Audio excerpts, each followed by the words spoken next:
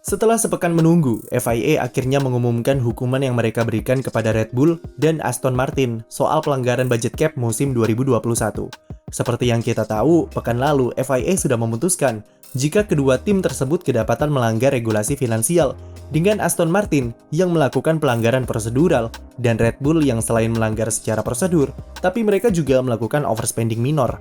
Kemarin, akhirnya FIA memberikan detail lengkap tentang keputusan hukuman penalti yang diberikan kepada kedua tim tersebut dan hal apa yang dilanggar. Dari yang ringan dulu, Aston Martin yang cuma pelanggaran prosedur dihukum denda sebesar $450.000 oleh FIA. Aston Martin dinilai tidak akurat dalam pengajuan dokumen laporan keuangan musim lalu dari segi perhitungan biaya relevan yang disesuaikan. Namun dalam pengecekan FIA, pengeluaran Aston Martin masih ada di bawah batas budget cap. Lalu yang jadi perhatian selama sebulan ini adalah Red Bull. Mereka pada akhirnya melunak dan menyetujui dokumen Accepted Breach Agreement atau dokumen kesepakatan pelanggaran yang diajukan oleh FIA. Otomatis Red Bull mengakui kesalahan mereka dalam hal melakukan overspending minor dan menerima semua hukuman yang diberikan oleh FIA. Red Bull harus menerima hukuman berupa denda sebesar $7 juta dan pengurangan tes aerodinamika sebesar 10%. Hukuman itu akan berlaku selama 12 bulan ke depan, dan pengurangan tes tersebut otomatis akan diterapkan pada mobil 2023 mendatang. Sementara, denda 7 jutanya harus segera dibayar dalam jangka waktu 30 hari ke depan. Jika Red Bull melanggar kesepakatan tersebut, maka kasus ini otomatis akan lanjut ke panel adjudikasi COSCAP, atau bahkan bisa sampai pengadilan internasional FIA dengan potensi hukuman yang lebih berat. Dalam dokumen kesepakatan FIA, tertulis jika Red Bull kedapatan melakukan overspending sebesar $2,2 juta atau sekitar 1,6% dari budget cap. Tapi uniknya adalah FIA menuliskan juga kalau Red Bull sudah menerapkan perhitungan pajak yang tepat dalam laporan keuangan tahun lalu. Itu membuat Red Bull hanya terhitung melakukan overspending sebesar $0,5 juta saja atau 0,37%. Dengan jumlah sekecil itu, hukuman yang diberikan kepada Red Bull bisa dibilang cukup berat. Tapi penalti tersebut adil jika melihat skala regulasi budget cap yang memang mengharuskan FIA untuk memberikan hukuman berat bagi siapapun yang melanggar.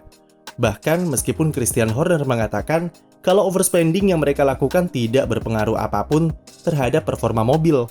Horner menyebut hukuman yang diberikan kepada mereka sebagai tamparan yang sangat besar dan kejam. Ia menganggap pengurangan tes aerodinamika sebesar 10% sebagai bagian paling kejam dari sanksi yang diberikan oleh FIA. Menurut Horner, dampak dari pengurangan tes tersebut bisa membuat Red Bull kehilangan 0,2 sampai setengah detik waktu dalam satu lap. Kenapa bisa sangat berpengaruh? Ingat, F1 saat ini menganut regulasi Aero Handicap atau pembatasan alokasi tes aerodinamika. Red Bull yang berstatus sebagai juara konstruktor, otomatis tahun depan mereka menjadi tim yang punya jatah paling sedikit dalam tes aero, yaitu sebesar 70% saja. Berbeda dari tim-tim yang ada di bawah Red Bull, yang mana semakin ke bawah jatahnya akan makin besar. Dengan sanksi dari FIA berupa pengurangan 10% dari alokasi sebenarnya, maka Red Bull musim 2023 hanya mendapat jatah sebesar 63% saja.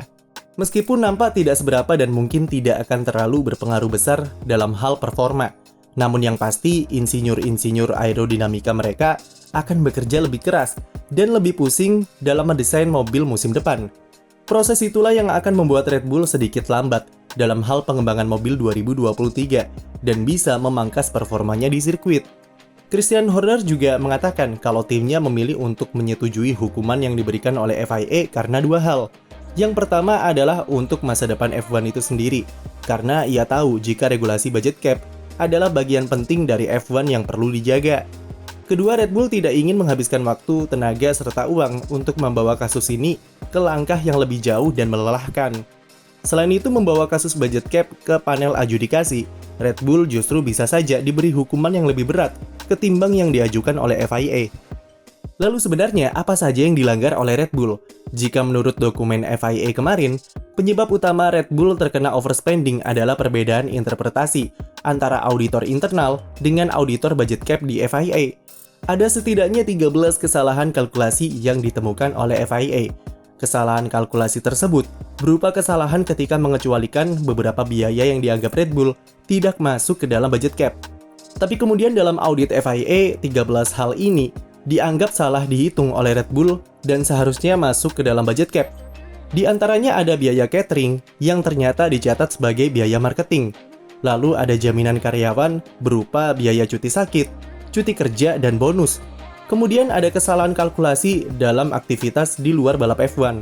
Understatement atau laporan yang tertulis lebih rendah dari nilai sebenarnya dalam hal biaya pemakaian mesin, penjualan aset tetap, dan inventaris suku cadang.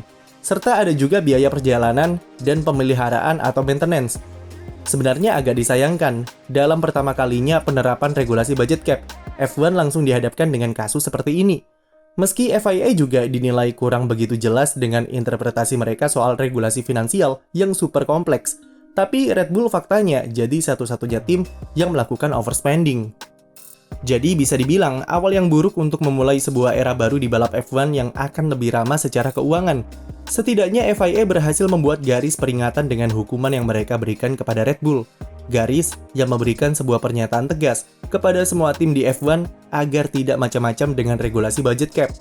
Sekian video dari kami, jangan lupa beri like dan subscribe untuk konten F1 lainnya.